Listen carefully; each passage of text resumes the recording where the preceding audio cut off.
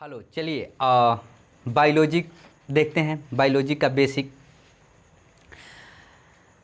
शुरू करते हैं। क्लास 10th का बायोलॉजी। चलिए आते हैं, देखते हैं बेसिक बायोलॉजी।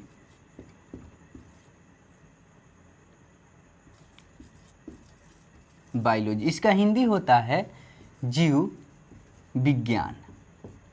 ठीक है। अब देखिए, ये दो ग्रीक शब्दों से लेकर के बना हुआ है। पहला ग्रीक शब्द क्या है?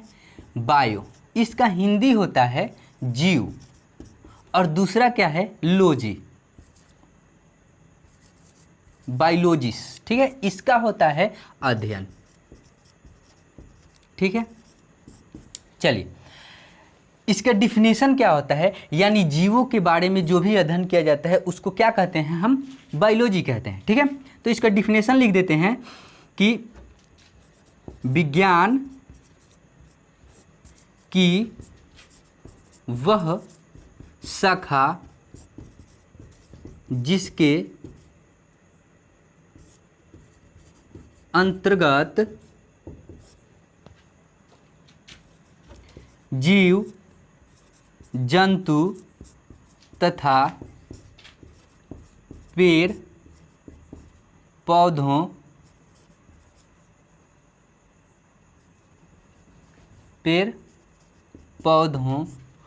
के बारे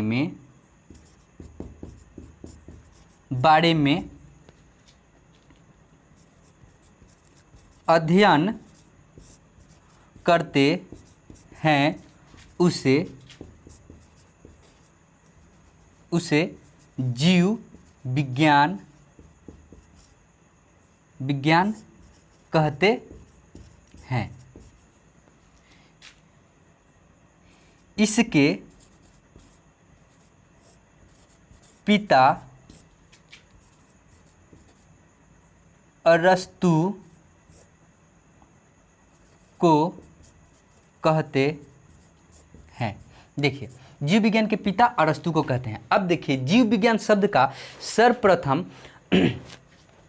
जो नाम होता है कौन रखा? ठीक है। तो सर्वप्रथम नाम इसके लवार्क, जो फ्रांस के रहने वाले थे।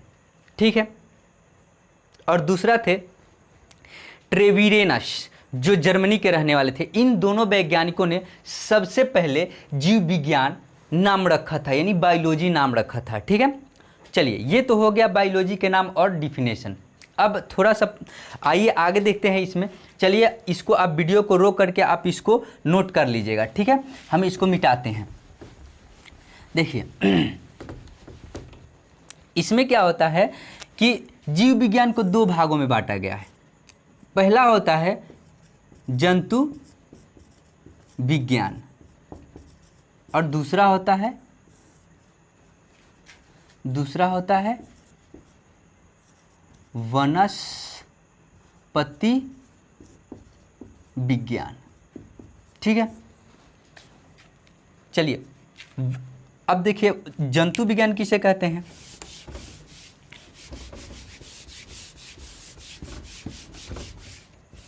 चलिए, जंतु विज्ञान किसे कहते हैं? तो विज्ञान की वह शाखा जिसके अंतर्गत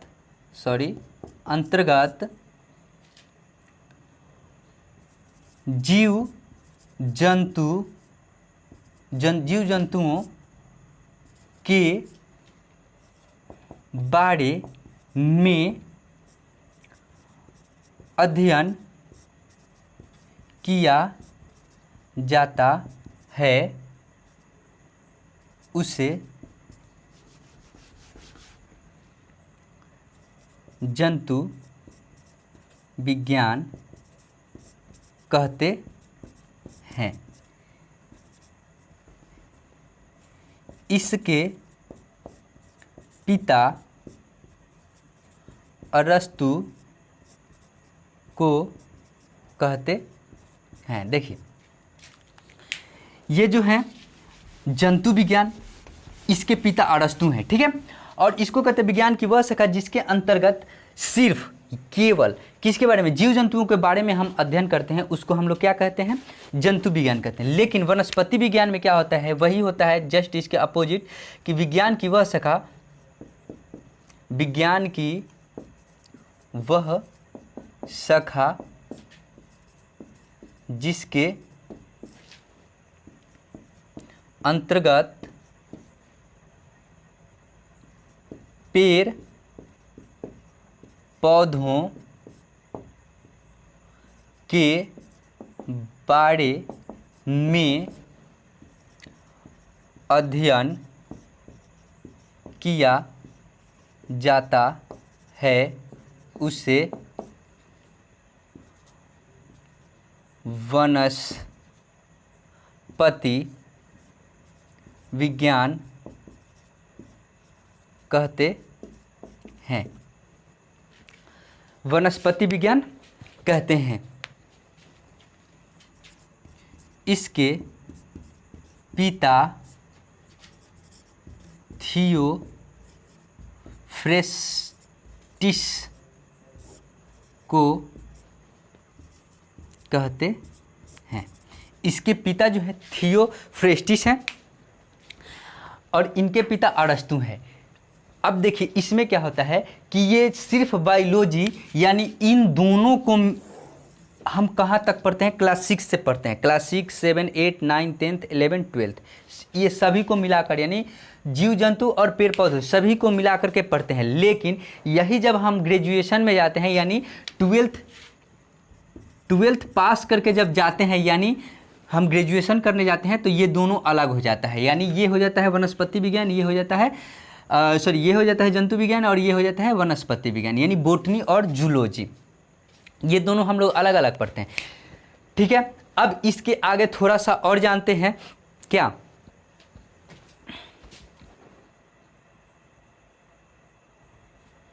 चलिए आगे देखते हैं कि जीवों को, सजीव की कितनी लक्षण होती है, ठीक है। सजीव के कितने लक्षण होते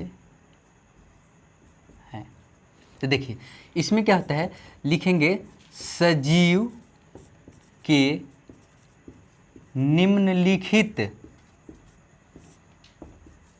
लक्षण होते हैं। एक नंबर में क्या लिखेंगे, विशिष्ट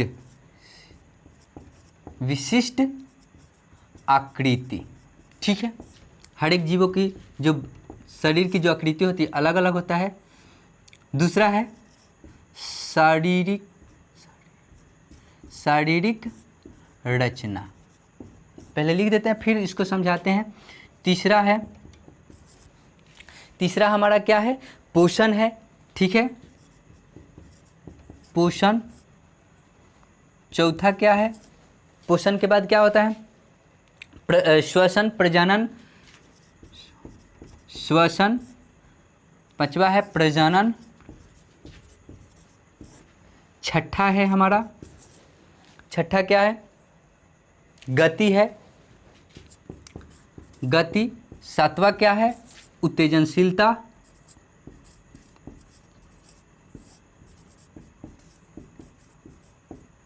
उत्तेजनशीलता और आठवां है, इसको हम कर देते हैं यहाँ पे, इसको वृद्धि कर देते हैं, वृद्धि, और यहाँ पे वृद्धि। और 8 नंबर हो गया आपका उत्तेजनशीलता। और 9 नंबर हो गया आपका मृत्यु। अब चलिए इसको समझा देते हैं।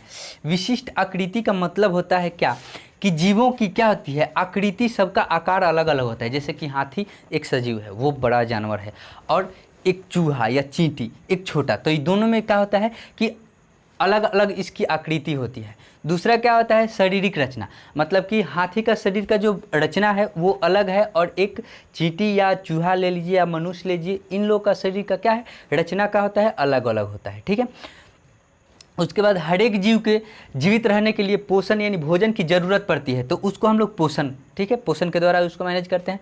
और जो जीवित है वो श्वसन यानी सांस लेता और छोड़ता है, तो उसको हम श्वसन कहते हैं। प्रजनन यानी अपनी संतति को बनाए रखने के लिए दो जीव आपस में संलयन करके तीसरे अपने जैसे तीसरे बच्चे को जन्म देता है, उसको हम प्रजनन करते हैं। तो ये हर एक सजीव में ये चीज़ होती है। और गति मतलब वैसे सजीव जो अपने स्थान में परिवर्तन करता है, अपनी जगह में परिवर्तन करता है, उसको गति कहते हैं।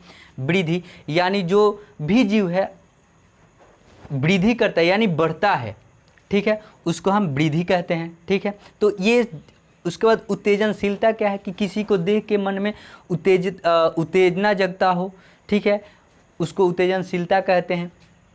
ठीक है, उसके बाद लास्ट क्या है, मृत्यु, यानी ये मृत्यु यानी जो भी सजीव है लास्ट में क्या होता है, मृत्यु को प्राप्त होता है। तो ये 9 गो लक्षण में से अगर एक भी लक्षण किसी भी पदार्थ में पाया जाता है, उसको हम क्या कहते हैं, सजीव कहते हैं। ठीक है, फिर इसके आगे और है कि मानव शरीर में कुल कितने तंत्र पाए जाते हैं। ठीक है, तो इसको हम लिखते हैं मिटा करके।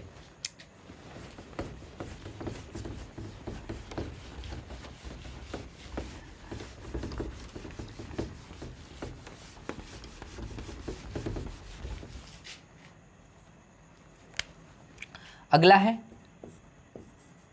मानव शरीर में कितने तंत्र पाए जाते हैं। आंसर में लिखेंगे मानव शरीर में कुल 8 तंत्र पाए जाते हैं। ठीक है, पहला क्या है, पहला है आपका पाचन तंत्र, 1 नंबर पाचन तंत्र। दूसरा क्या है, श्वसन तंत्र। तीसरा क्या है, प्रजनन तंत्र। चौथा क्या है,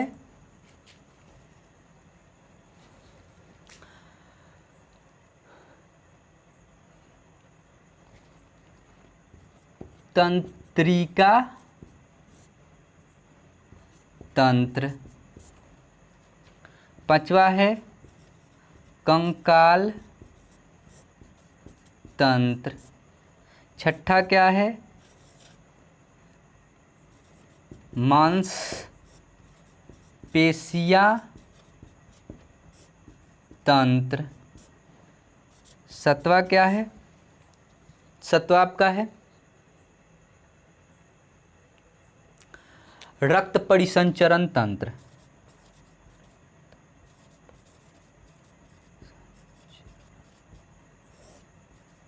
तंत्र। और 8वां है आपका उत्सर्जन तंत्र।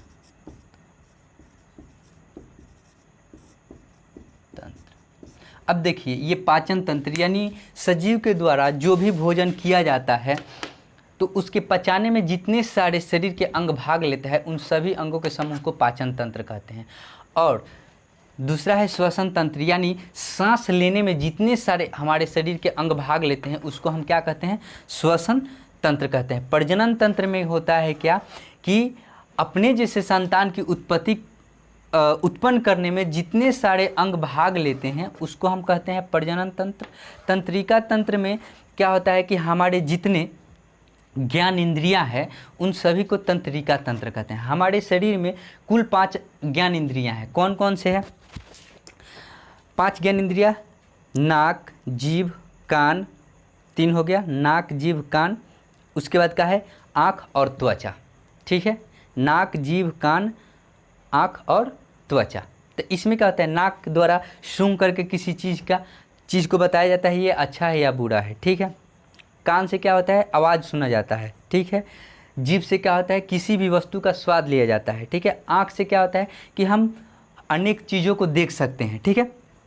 और जो त्वचा है, शरीर की सबसे बड़ी अंग त्वचा को माना जाता है। तो ये जो त्वचा है इसको हम क्या कहते हैं कि अगर हमारे शरीर में कोई भी पदार्थ को टच किया जाता है तो हम उससे अनुभव करते हैं कि ये ठंडा है या गर्म है। तो ये आपका जितने सारे हुआ ये हुआ तंत्रिका तंत्र का, ठीक है। कंकाल तंत्र में होता है क्या कि हमारे शरीर से या किसी भी जीव के शरीर से उसका ऊपर का मांस हटा दिया जाए, जो भी हड्डी बचता है उसको हम क्या कहते हैं, कंकाल तंत्र कहते हैं, ठीक है। मांसपेशिया तंत्र में क्या होता है कि हमारे जो मांस है, जो मसल्स है, उन सभी मसल्स को हम क्या कहते हैं, मांसपेशियां कहते हैं। रक्त परिसंचरण तंत्र यानी रक्त को आने जाने की जितनी सारी अंग है, रास्ता है, उन सभी को रक्त परिसंचरण तंत्र कहते हैं। और उत्सर्जन तंत्र होता है क्या कि हमारे द्वारा यानी मनुष्य के द्वारा या जीवों के द्वारा, पोषण के द्वारा नहीं है, पोषण के द्वारा जो भी हम खाद्य पदार्थ को खाते हैं उसके कुछ अवशेष जो बच जाता है, जिसको हम अपशिष्ट पदार्थ करते हैं, वो समय पर जिस अंग के द्वारा बाहर निकाला जाता है उसको हम क्या कहते हैं, उत्सर्जन तंत्र कहते हैं, ठीक है। अब थोड़ा सा हम 9th क्लास में के बायो में चले जाते हैं कि कोशिका किसे कहते हैं। तो जीवों के संरचनात्मक और क्रियात्मक इकाई को क्या कहते हैं, कोशिका कहते हैं। कोशिका की खोज किसने किया था, रॉबर्ट हुक ने किया था। कब किया था, 1665 में, ठीक है। अब उसमें क्या होता है कि बहुत सारे जब कोशिकाएं मिलती हैं तो उत्तक का निर्माण करती है, और बहुत सारे उत्तक मिलते हैं तो अंग का निर्माण करते हैं, और बहुत सारे अंग मिलते हैं तो एक अंग तंत्र का निर्माण होता है, और बहुत सारे अंग तंत्र मिलता है तो एक जीव का निर्माण होता है, ठीक है। तो आज आपका ये बायोलॉजी का जो बेसिक हुआ वो समाप्त हुआ। हम नेक्स्ट वीडियो में चैप्टर 1 बायोलॉजी का लेकर के आएंगे। Thank you.